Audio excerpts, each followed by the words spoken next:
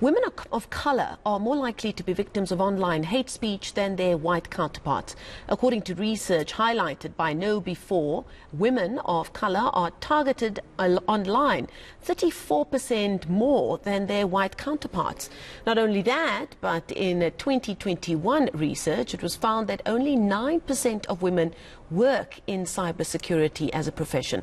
To speak to us more about these various pieces of research, I'm joined by Anna Collard from KnowBe4 Africa. Thank you so much for joining us this evening, Anna. Those statistics are very telling in leading up to the announcement made by your organization that you're partnering with the Center for Cyber Safety and Education to give out a scholarship that will be focused on women of color.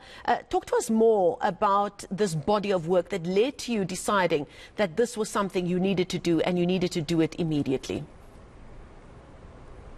Yeah, thanks, Marcel. So there are a couple of points that we need to consider. The one is that what you mentioned already is what we call the problem of digital divide. The fact that women, particularly women of color, experience more online gender-based violence. I mean, a lot of people don't even know that this exists, that this is a thing, but it is, unfortunately. So whatever we experience in the real world, we do experience that online, and that then results with a lot of girls or women on the continent being afraid of how to even experience the online world.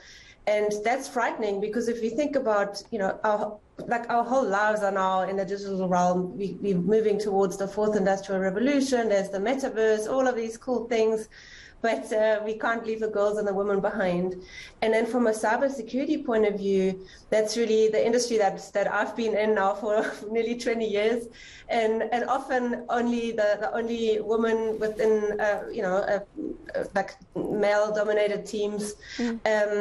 And it's true that currently in Africa, only 9% of the cybersecurity professionals are women, and in the management or the sort of leadership field, only 1%.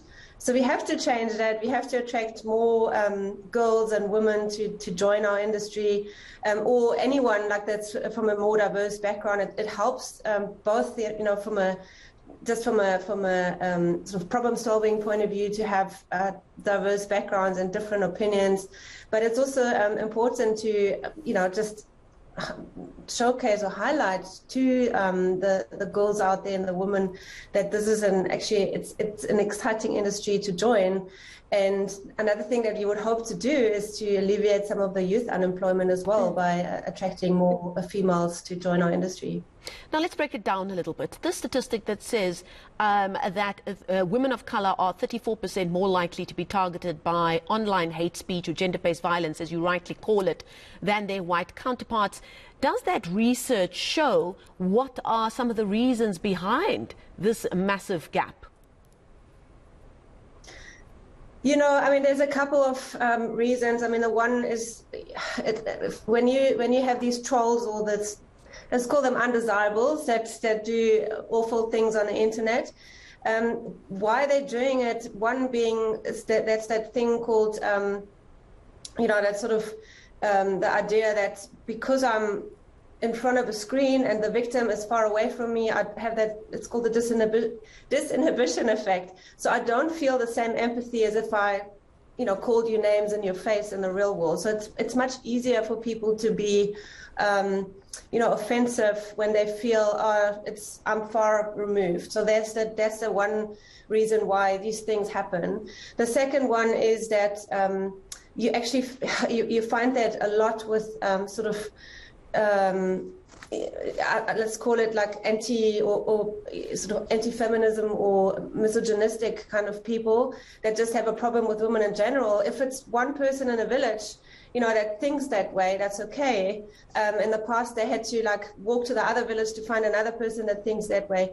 Nowadays, with these echo chambers that you find on social media or in the internet forums, they find people that think the same, crazy ideas, and they feel even encouraged to sort of in their belief systems. And the more radical their exclamations are, the more radical their thoughts are, the more they get rewarded in these, like, we call them echo chambers, like these sort of forums that believe in the same crazy things. And this is not just in, like people that have a problem with women. It's also any sort of other radical or sort of polarizing ideas that you find racists in the real world.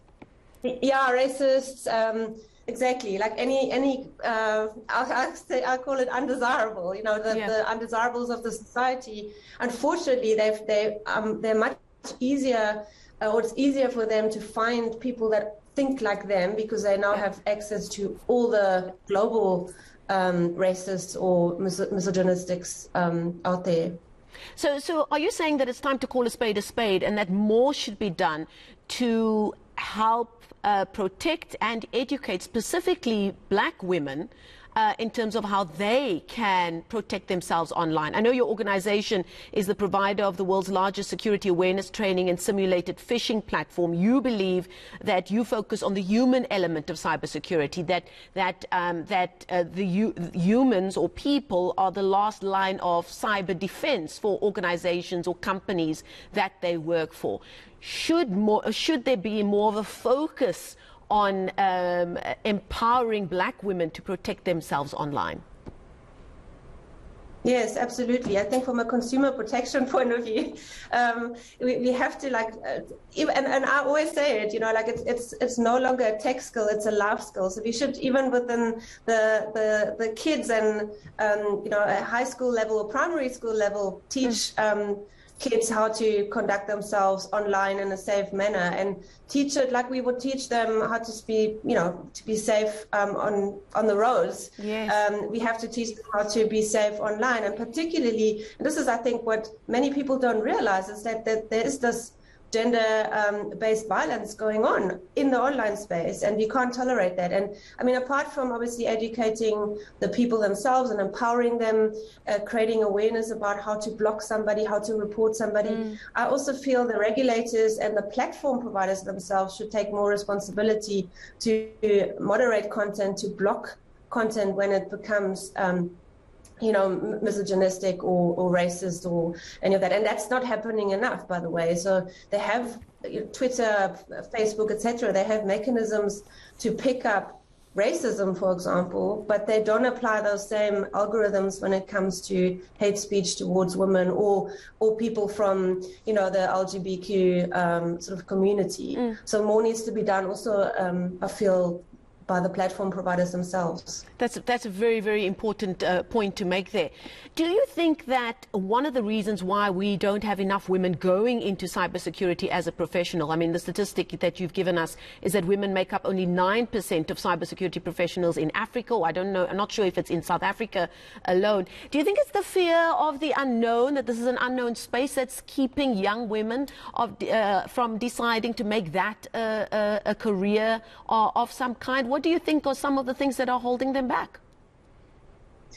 What's really interesting is that we looked into that quite a bit, and it actually starts in early childhood development. Like it's something that we as a society do.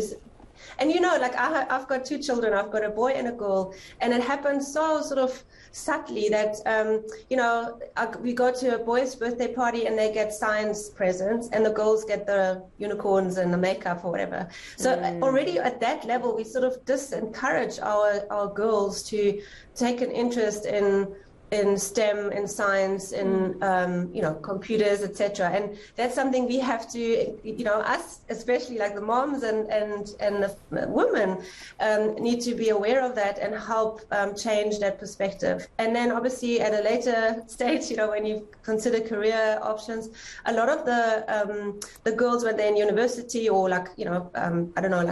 16 to 18, and they think about what do they want to do. Cybersecurity doesn't even feature there, because they think, or a lot of people think, it's just guys in hoodies that code or something. And this couldn't be further from the truth. And, I mean, Marcel, like currently we have, and this is so crazy, like we have 4 million vacancies in cyber that can't be filled. That number is going to 10 million in the next 2 years globally. Wow. Yet we're talking about a youth unemployment problem. We really have an opportunity to tap into our youth on the continent. I mean, our average age is 19 years old. We need to attract that talent, educate them, and then we could, outsource them to the rest of the world, because there is that massive skill shortage, not just in Africa, but all over. The whole world needs more cybersecurity professionals, or not just cyber, but also in all the emerging technologies, AI, all those fields. And it's such a fascinating area to join, even if you're not that interested in technology, because we have a vast spectrum of things that you could do. Like what we do is more the human element. It touches more communication, psychology. How do we teach people to change their behavior? That has not much to do with technology, but it's yet such an important aspect of staying safe. Or if you're more interested in like detail work, you could go into governance and that side of things, or the regulative side. But you could also become a pen tester or ethical hacker, which is more the sexy side of security. But there's so many different areas, and I think that the schools and the universities are not marketing it enough, or they're not selling it well enough. Now, I've learned something just from talking to you, that it is a multidisciplinary space that one can go into, and it's not just for tech nerds, for want of a better phrase. And that's really encouraging. You've come up with some great ideas for people wanting to provide jobs for young people. South Africa, you're right, could become an international center for this kind of thing if they put their heads down and focused on doing that. But now, just very quickly, your scholarship is a start in the right direction. What can people do if they want to find out more about the KnowBe4 Women of Color or Black Women in Cybersecurity Scholarship that's being offered in South Africa? Yes, I really encourage anyone who's female or would know someone who might be eligible to apply for it. The conditions are that you have matric, and that you are based in South Africa and are interested in studying at a college or university in South Africa. And the scholarship would then provide 110,000 Rand support for like course fees and books, etc. Plus, we would also sponsor the actual living costs. And then there's an additional educational support for certifications within our space. There's a company called IC Square, and they offer a lot of certifications, which is also part of the scholarship. So it's really worthwhile to attempt. And you can find out about it by just Google, if you Google KnowBe4.com, so KnowBe4.com plus scholarship or bursary, you should find it. Or look me up on LinkedIn, Anna Collard, or Twitter, and I'll point you in the right direction. Fantastic. Thank you so much for coming on and for that conversation. Anna Collard from KnowBe4 Africa. Thank you so much for your time this evening.